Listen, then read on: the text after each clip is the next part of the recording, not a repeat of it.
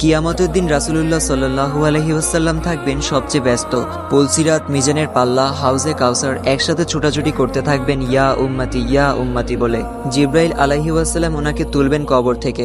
রাসূলুল্লাহ সাল্লাল্লাহু আলাইহি ওয়াসাল্লাম জিজ্ঞেস করবেন, কি ব্যাপার জিব্রাইল, আমার উম্মত কি উঠেছে? ওইদিকে আবার মুসা কালিমুল্লাহ আলাইহি ওয়াসাল্লাম আরশের খুঁটি ধরে আছেন আর বলছেন ইয়া নাফসি। সেদিন ইমামুল আম্বিয়ার মুখে থাকবে উম্মতি উম্মতি, আর সেদিন তার পায়ে থাকবে দৌড় আর মুখে থাকবে আওয়াজ। রাসূল সাল্লাল্লাহু আলাইহি ওয়াসাল্লাম খুব অশান্ত ছোটাছুটি করছেন। হঠাৎ ওনার মনে পড়ে, আমার উম্মত ক্লান্ত পিপাসার্ত নয় তো? ছুটে যান হাউজে কাউসারে। হ্যাঁ, এই তো পিপাসার্ত উম্মত।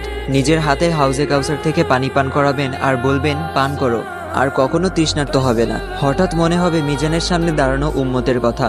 ছুটে যাবেন সেখানে, দেখবেন উম্মতের বামপাল্লা ভারী হয়ে যাচ্ছে। পেরেশান, তিনি হয়রান। অতঃপর দৌড়ে যাবেন দুরুদের পিটারার সামনে, যেখানে তার জন্য পড়া দুরুদ উম্মতের নাম সহ একটা বক্সের মধ্যে জমা আছে। সেখান থেকে দুরুদ নিয়ে ডান পাল্লায় দিতে থাকবেন যতক্ষণ না তা বাম পাল্লা থেকে ভারী হয়ে যায়। মাক্কামে মাহমুদের পাশে ওনার জন্য আসন পাতা থাকবে। আল্লাহ তাআলা বলবেন, হে নবী বসুন। তিনি উত্তরে বলবেন, না বসবো না। আল্লাহ বলবেন, জান্নাতে যান। নবী সাল্লাল্লাহু আলাইহি ওয়াসাল্লাম বলবেন, না যাব না। আল্লাহ বলবেন, জান্নাতের পোশাক পরুন। নবী সাল্লাল্লাহু আলাইহি ওয়াসাল্লাম বলবেন, না পরবো না। আল্লাহ বলবেন, বোরাকে উঠুন।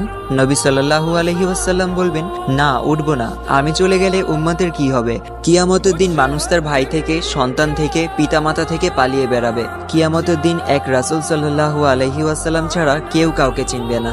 অতএব রাসূল সাল্লাল্লাহু আলাইহি ওয়াসাল্লামের সুন্নত ও আদর্শ অনুসারে জীবন তৈরি করা। আল্লাহ সবাইকে হেদায়েত দান করুক, আমিন।